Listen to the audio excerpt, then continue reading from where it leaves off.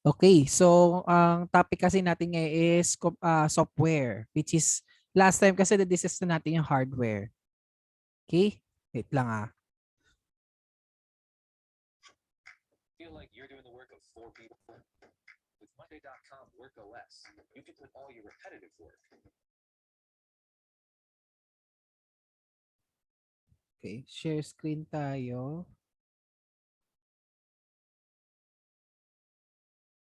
Ayan. Okay. Ang topic natin is software installation. Alam naman natin nung first sem, napag-usapan na rin natin yung computer software. Pero konting discussion na lang to, pero then how to install, okay, ng operating system. So tomorrow more on ano naman tayo, yung mga application. Okay? So ito sa operating system muna. Okay. So let's go to the software installation. Nandito to sa ating portal. Okay? So ang installation program or installer is a computer program that installs files such as applications, drivers, or other software into a computer. So alam naman natin last time pag hardware when it comes to installation, we install the motherboard, we install the graphics card, lahat ng hardware devices na para mag-work out yung system unit at makapag-work out yung computer. Pero syempre, hindi yun magwo-work out without also a software installation. Tama naman, di ba? So meron ka ng basically computer. Pero para maggamit yon ma-maximize natin yung function niya is to install, okay, an operating system.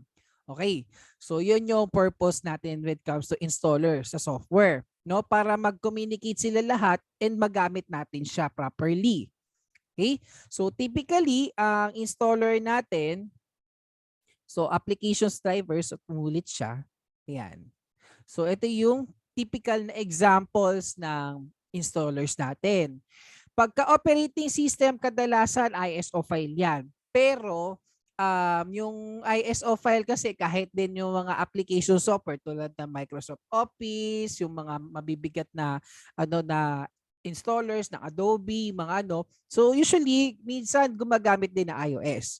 But typically, most of the drivers or most of the installers are exe file, executable file. Okay? Pagka ano naman, MSI, Microsoft Windows installation, either yan or yung ISO, usually kapag operating system. Pero pagka yung mga application software lang tulad ng sa drivers ng printer, yung mga driver sa keyboard natin, driver sa kung ano mang devices na meron, usually exe file. Okay? Isa pa yung zip file. So purpose naman din ng zip file, ma-compress yung file kaya siya zip. Okay? So para maano mo siya, para makapag-install ka ng maigi or para magamit mo yung file properly is to extract the zip file. Okay? So ngayon, namaya yan how to create a USB installer. Mas okay kasi yung video compared sa mga diagrams natin. Okay?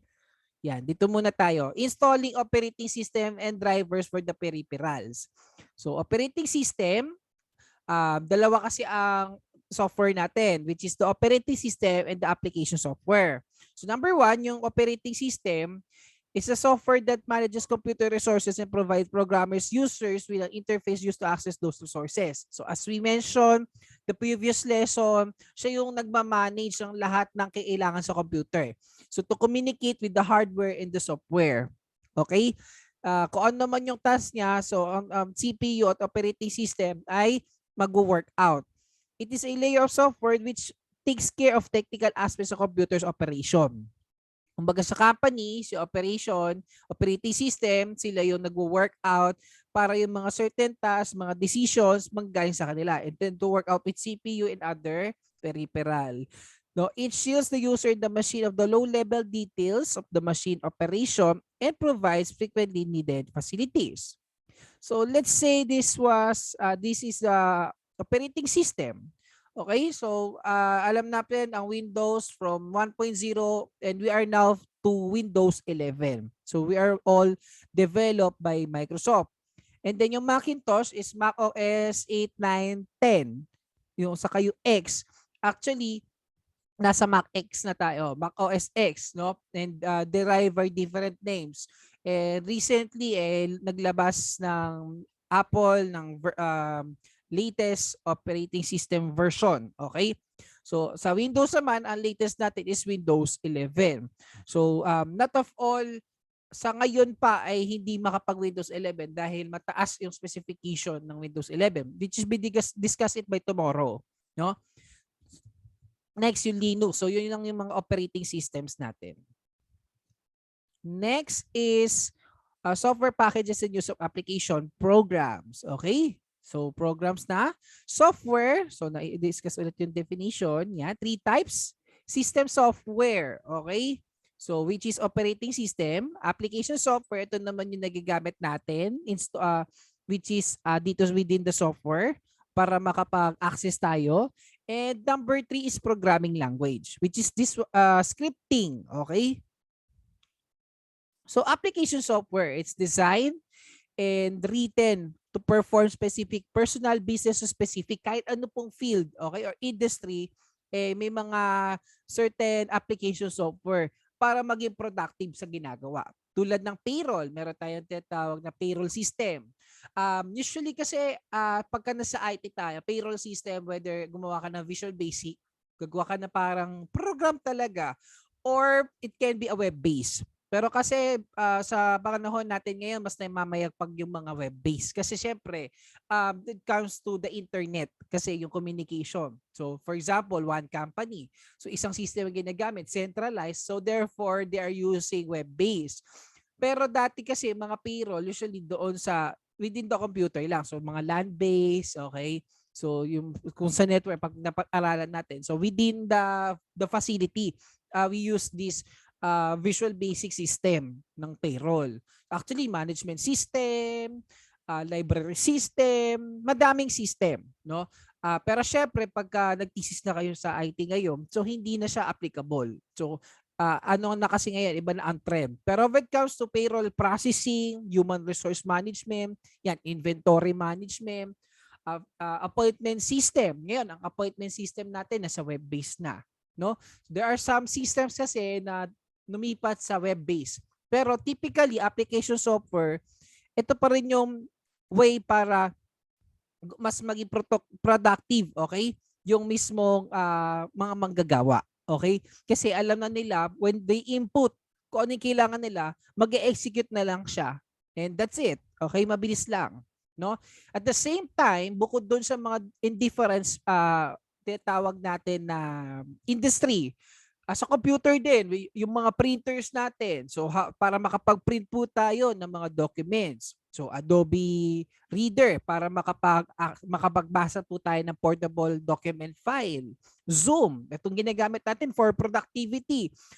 Web conferencing para makapag-communicate tayo, makapag-klase tayo. So Spotify. So ano bang purpose sa Spotify? Makapag-play tayo ng music. Marami po kasi application software. Okay? Next natin is under nito. Okay? Word processor. It is electronic typewriter or even more. Word processors, the user can easily produce quality documents like memos and reports. We know we've already discussed the word processor. It includes Microsoft Word, yung Google Docs, para makapag-type tayo ng mga letters. Okay? Yun yung usually na ginagawa natin. Okay? So electronic typewriter. Ngayon, keyboard na po tayo. We type all information. For example, gagawa tayo letter, gagawa tayo ng report, gagawa tayo ng request. So lahat through the use of word processor. Okay?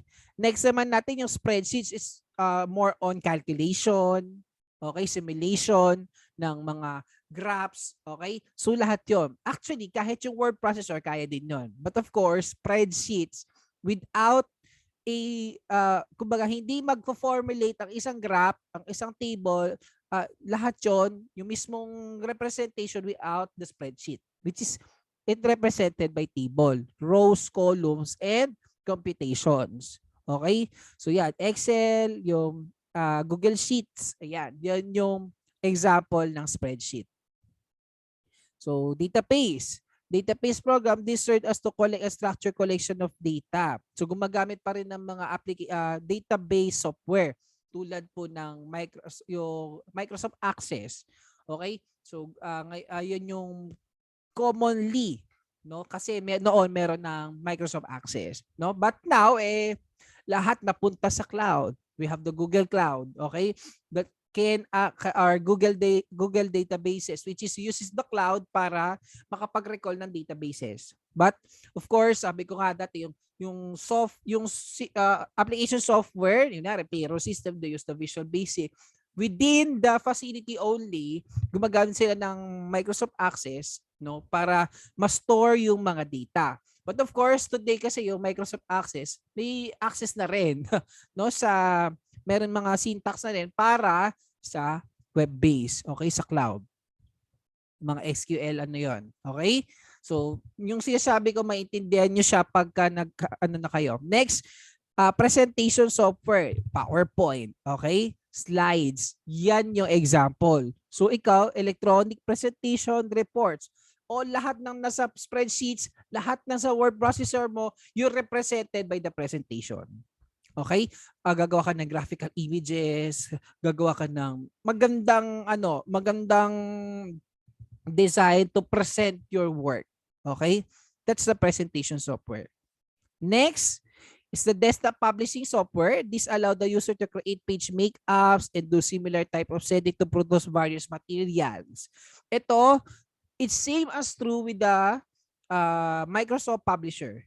So, sino dito nakagamit na ng Publisher? I'm curious about, alam ko, nakagamit na kayo ng Publisher. Sige nga, kahit pindutin niya lang yung raise hand.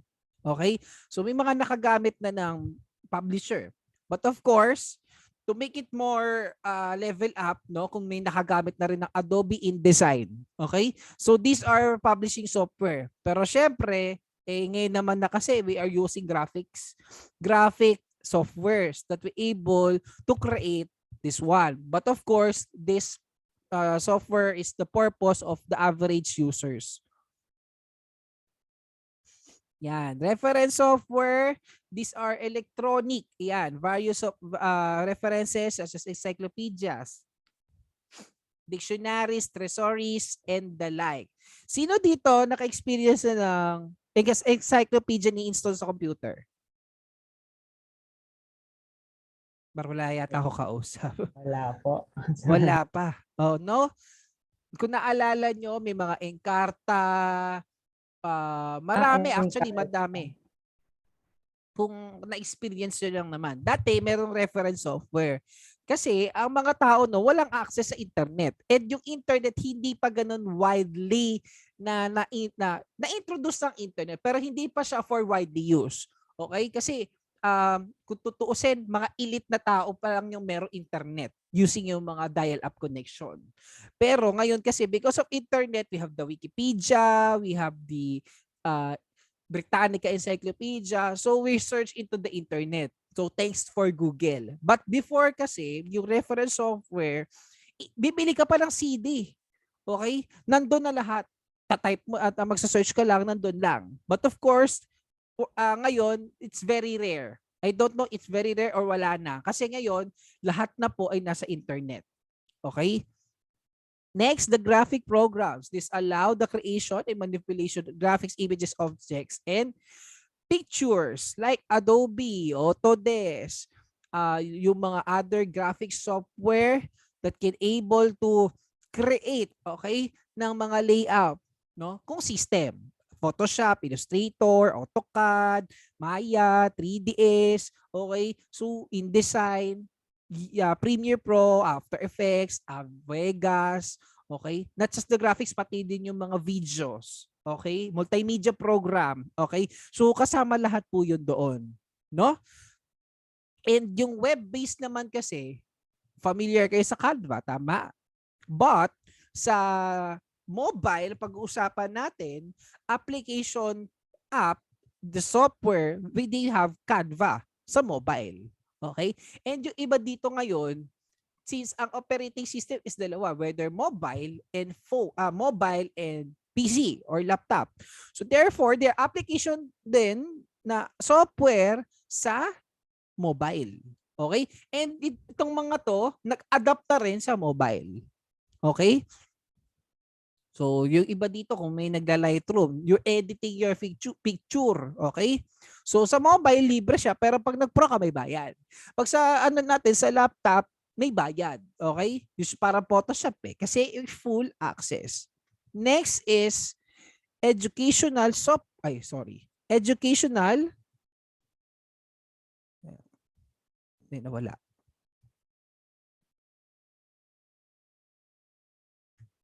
Yan, educational software.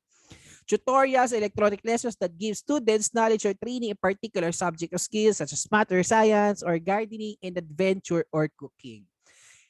Just like the encyclopedia, pero meron the educational software para siyang games na maglalaro ka tapos more on particularly subject threads, math, English, typing, stories actually. If you know about Jumpstart, no? Bigyan ko kayo ng idea. So, hindi naman lahat meron computer, but of course, the example of educational software that I can provide you is ito, Jumpstart. Ito, nilalaro namin ito ng bata.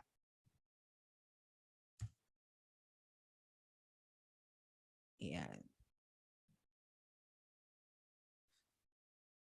Yeah, actually is educational. Yan. Hintayin lang natin siya. Yan. So usually ito before kasi nung mga elementary kami, may ano to software to that we can actually play. Okay? So yung may mga ano pa yan, grade 1, grade 2. So may mga certain levels ito, no, na-install to kasi sa computer. Okay? So bigyan ko pa kayo, pahapyawin ko pa kayo. Yan. Ito, Jumpstart, first grade. Yan. This was the example of the educational software. Actually, CD yan, no? Yan yung ano natin. So, kung may mga pamangking kayo, I don't know kung may available pa. Actually, meron doon. Nakita natin, may available na rin siya sa iOS and Android. So, tuloy tayo. So, para may idea kayo, no? Yun yung ginagawa namin. Pag may typing. So, may typing yun, no? Tawag namin doon, Jumpstart Typing. So, may software din sila doon, particularly that focus on typing skills. Okay? Next is computer games. Ayan. Okay. So, lahat nagdodota. Naglalaro ng Valorant. Diba? Naglalaro ng LOL. Okay? But before, computer games, namayagpag yung mga pambatang bukod do sa educational na nasabi ko. Sabi dito, it's possible for computers in different areas to be connected, allowing their users to communicate with each other because of internet. Before, walang ganyan. Okay? Maglalaro ka ng kangaroo, maglalaro ka ng nakalimutan ko yung parang Zuma, okay? Or yung mga single games, okay? Pagka magmo-multiplayer, walang connection na involved. So, ang ano lang doon is keyboard. Si player 1, ito yung keyboard shortcut niya. Si player number 2, keyboard shortcut niya. Okay? So, usually dati yun sa mga racing, sa mga laban, or parang labanan, mga wrestling, no? So, yung sinabi ko pa, yung mga word tricks like yung kangaroo, yung Finding Nemo, yung mga Disney games, okay? But later on, nagkaroon ng mga RPG, yung Counter-Strike, 'di ba? Yung unang Counter-Strike, single alone pa nga lang noon eh. Pero yung Counter-Strike yung CS:GO na, pwede nang kumonect mga friends. So lahat na ngayon mga Valorant, LoL, lahat 'yon yung ini-install natin, it provides pagkalaki-laking date na storage and graphics. Okay? So dati kasi mag-install ka lang sa simple lang. Pero ngayon, ang computer games panghalimaw, which is kailangan maganda ang specs sa PC mo para makapaglaro ka ng magandang smooth ang laro ng Valorant. Okay, 60 frames, okay? 200 frames, very very smooth ang laro mo, no? But before, hindi naman ganoon siya, no?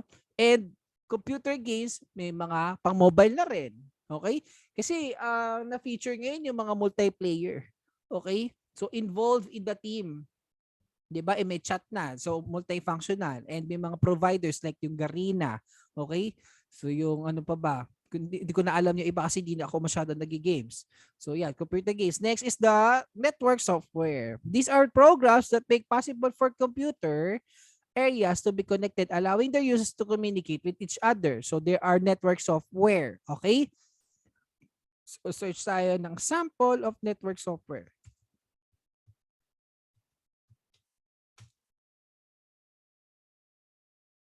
Yan. Actually, may mga different network softwares tayo. So walang mapalabas. Okay? Next naman natin, language software provides programmers necessary tools. Okay? To write programs. Ito na yung programming language. Ha? Hindi yung translation to. No? Programming language. Okay? So bukod doon, meron pa. No? Create programs. Okay? Ito naman, ang trabaho naman kasi is makapag-type ng syntaxes. Sublime, create ng mga web-based, HTML, okay? Mga PHP, mga codings. Visual Basic, ngayon kasi ang tawag na ngayon Visual Studio. Visual Studio para makapag-create din ng codes. Okay? So, yan yung purpose ng language software. NetBeans para makapag-type ka naman ng Java. Yun yung pinaka-main, Java. Madami pa, no? Eclipse at Android Studio that focusing on the programming language that will function on Android program. Okay? So, yun yung mga language software. Kumbaga, ano to, IDE yung tinatawag. Okay? Programming software, programming is used software to make computer programs. Ayan. So, aside from that, yung scripting kasi. So, may have C, C#, Python, C++, okay? Ano pa ba?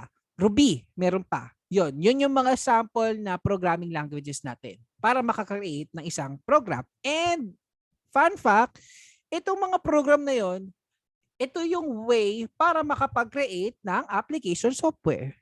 Para makapag-create ng operating system. Eh lahat naman dumaan sa programming. Okay? And for example na lang, yung Photoshop is made by C++ programming.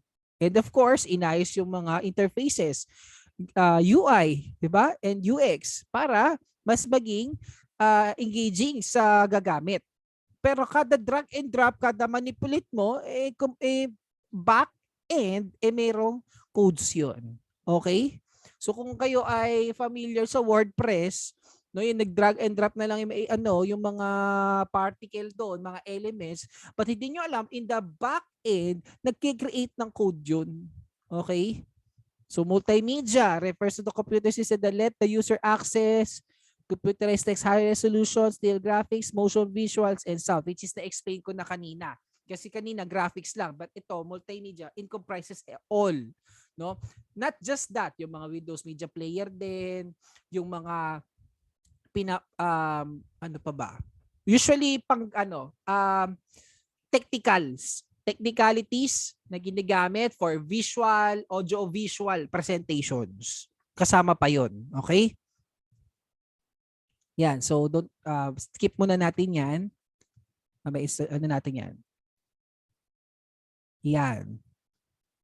Okay. So how to install drivers? So of course, the keyboard as I mentioned, no, yung keyboard meron tayong dalawa, either USB or PS2, yung bilog na purple no pa keyboard. So gagawin mo lang, isasaksak mo lang siya sa system unit, okay, para mag-workout siya. So installing the mouse using PS2 or USB din.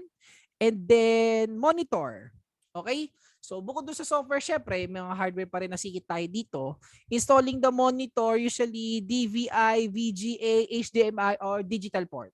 Okay? So yun yung ano natin. And syempre may power. No? Installing a webcam. So USB yan, USB powered. Printer. Okay. So printer, may mga drivers din yan.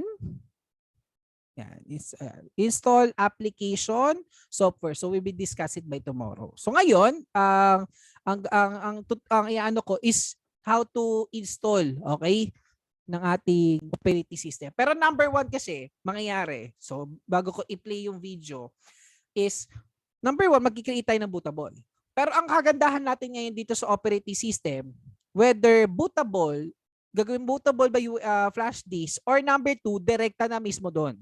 So parang na-install ka lang ng printer, doon na lang.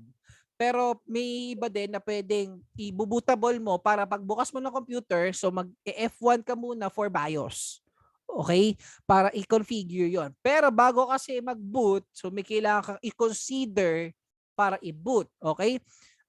USB flash disk na at least 8 gig para ma-bootable siya. Kasi mangyayari, i-reformat siya and i-convert siya into boot. Okay? And after nun, magsaksak, and then pag open ng computer, mag-F1 tayo for BIOS, and then, yun, mag-start installation the software. Okay? So, there are two ways naman. So, panoorin natin to.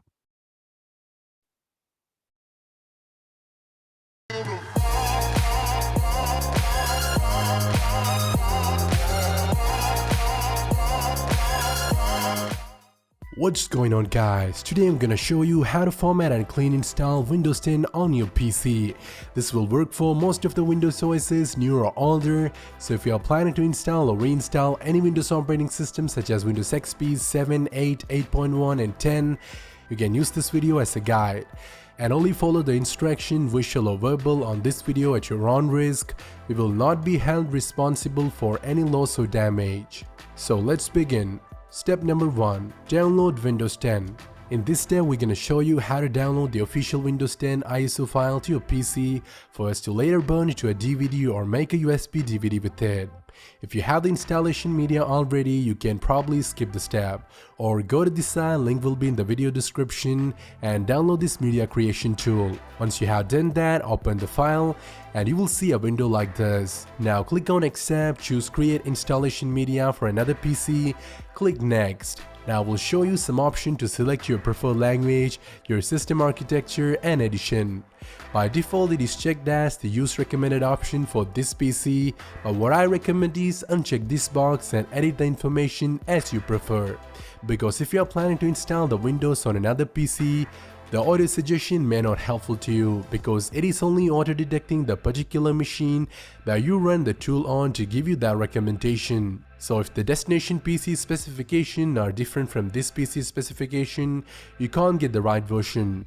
So let's choose a language, edition of Windows 10, and finally the system architecture. If you are not sure whether your system is a 32-bit or 64-bit based architecture, you can always check that by right-clicking on My Computer or This PC on the particular computer.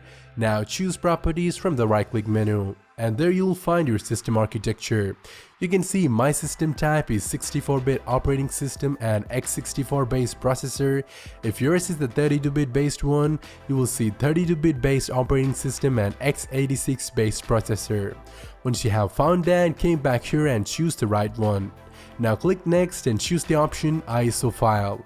The reason why I'm choosing the ISO file over the USB flash drive because of its versatility. If I have an ISO, I can create pretty much any installation media I wish, such as DVD, USB DVD, or even I can save the ISO file for later installation on a new PC.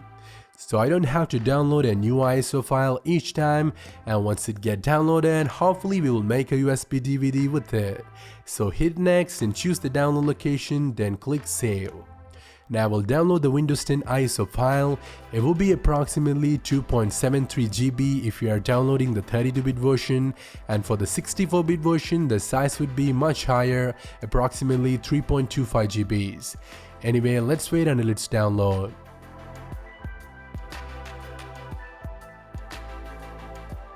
As you can see, at last it's finished the download. With a 4 Mbps connection, it took me about nearly 2 hours, so I suggest you to come back with yours to get a download time estimate if you're interested. Now we are moving to the next phase. Step number 2. Create installation media. As I mentioned earlier, with this Windows 10 ISO file, you can make several types of installation media which all contain the exact same copy of Windows. But we are not going to burn this ISO file to a DVD because not every computer has one these days. But we are going to make a USB DVD, meaning a flash drive that contain a bootable Windows 10 setup. Because most of the computers have nowadays come with a USB port, so I think it would be the right choice for the time. On the other hand, burning CDs are hard, time-consuming, costly compared to making a simple USB DVD with your flash drive. So without further ado, we're gonna make the USB DVD. For that, all you're gonna need is a flash drive that had a capacity of up to 8 GB and a software called Rufus, which you can free download from the video description. So I suggest you to go there, download and launch Rufus. Now connect your flash drive, and in most cases Rufus will automatically detect your flash drive. If it's not, you can go here and do it manually. Now I suggest you to do not mess up with any of these settings, but you have to do a little something, which is making sure you have selected the right file system type, NTFS. Now go down here and click on this image selection icon. Now browse and locate the Windows 10 ISO file that we have just downloaded. Now click open, then click start. Now we'll ask you something like continuing with this operation will erase the data in your flash drive. Hope you backed up the important files from your flash drive if any. So let's click OK and we'll start the process. It may take a while, so let's give it some time. And yes, it's just finished the process. Now your flash drive is becoming a USB DVD. So let's install the OS on as much as PCs as you want. So plug it into the computer that you want to install the Windows on and restart or turn off the computer. Now you can see my PCs completely went off. So let's begin the next phase. Step number 3. Choose the boot device in BIOS. So as soon as it powered on again or restarted, when you see your motherboard logo or brand logo, hit the BIOS key on your keyboard. Let me freeze it for a second. For some PCs, the BIOS key would be F12, for some it's delete, and for me it's F2. Maybe yours is F2 as well, so I suggest you to find the key first by simply try hitting each one of them while you're booting up, or simply Google it. And once you hit the BIOS key, you will boot into the BIOS menu, aka UEFI BIOS utility. In BIOS, you can't use your mouse to interact, instead you have to use your keyboard. To navigate through BIOS, use arrow keys. For choosing an option, use Enter. To go back, use Backspace. To quit from BIOS, use Escape. As well as to save and exit, you can use the F10 key. So first you're gonna need to find the boot menu and then find the boot device property, or something sounds familiar. For me it's legacy boot. All the BIOS are different from each other depending on their motherboard manufacturer. Now you're seeing the BIOS of a Dell laptop, which don't have the option called boot device property, but you will see the option if you are using a desktop or some other laptop. So make your first boot device as USB storage device from the boot device property. If you are using a Windows DVD to install, I suggest you to choose DVD drive. And once you have done that, save and exit by pressing F10 key. For most of the PCs, they only need to do this step, but for some device like this Dell laptop, had an option called boot manager. So we can hit F12 to get to the boot manager from the boot up screen. If you have the boot device property in your BIOS, you can skip this one. Now simply choose USB storage device and it will ask you to press any key to boot from USB. And that's what we are looking for. No matter you have used the BIOS or boot manager, you will see the screen asking you to press any key to boot from USB or DVD. So press some random key on your keyboard and it will boot up the Windows installation setup. So it's time for us to jump to the next phase. Step number 4. Install Windows 10 by formatting your PC. As you can see, we have just booted into the Windows 10 installation setup, so let me walk you through. Before that, make sure you are plugged in and connected to a stable power source, as well as make sure that you have at least 90% battery left on the device. Force shutdown or any power failure while installing the OS will cause your PC malfunctioning. We don't want that to happen, so watch it closely and understand the step before proceeding.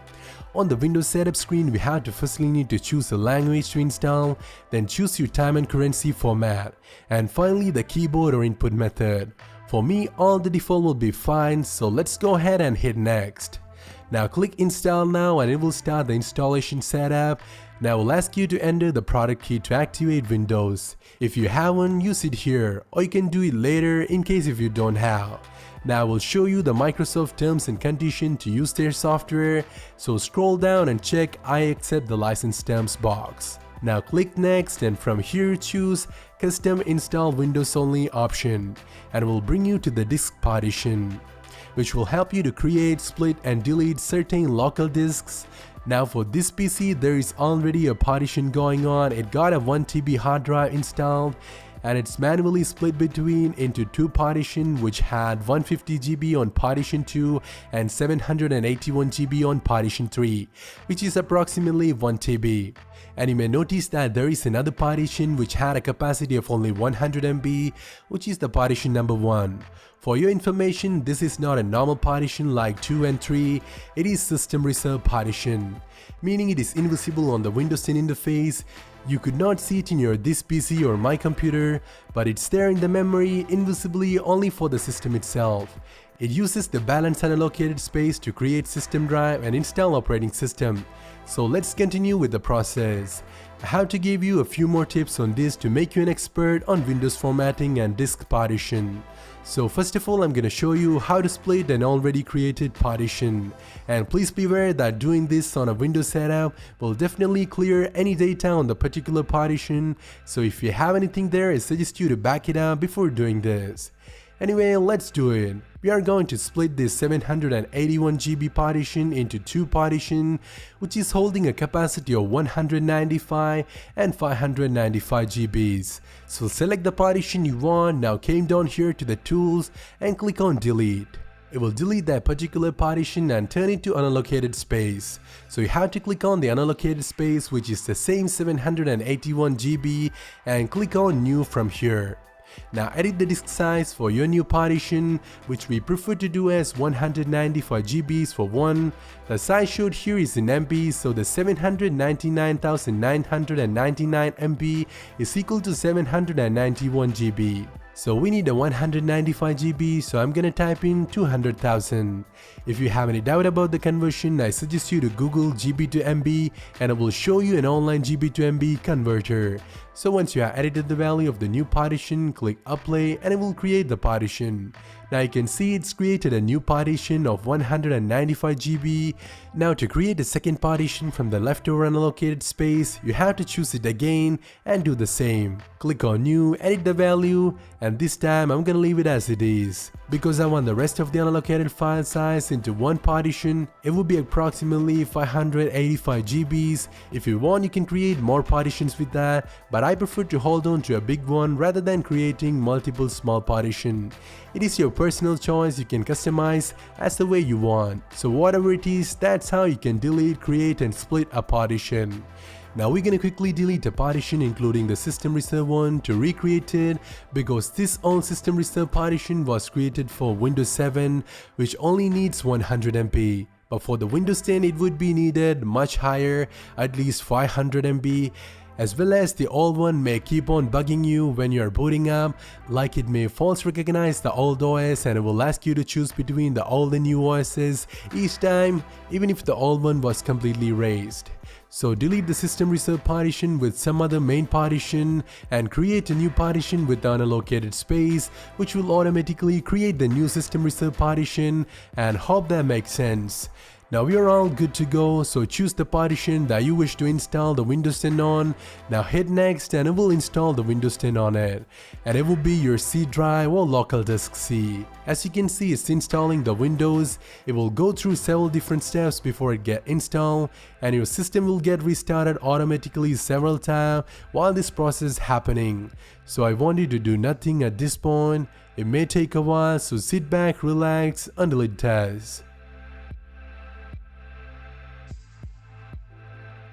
So we have just finished the Windows installation and it took me about 16 minutes. So it's time for us to jump to the final phase. Step number 5. Setting up Windows for the first time.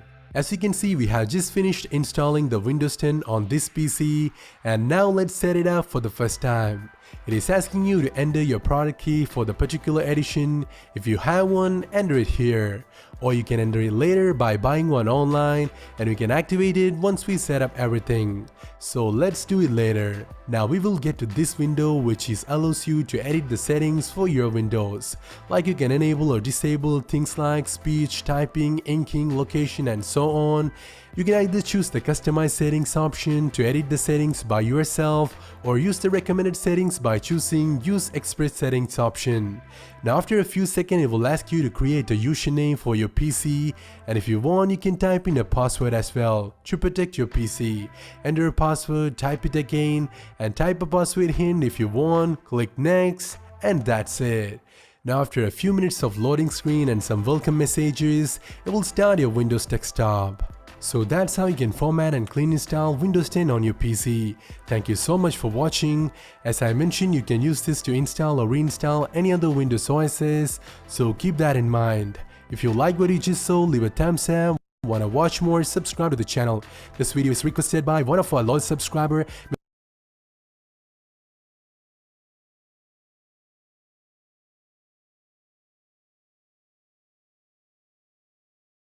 Okay, so natapos na yung ano natin when it comes to installation ng operating system. Kasi yun naman yung second step after mag-install ng mga hardware. So which is na-discuss natin. Which is after nyan, operating system. So after na operating system, bukas we're talking about the application software. Okay?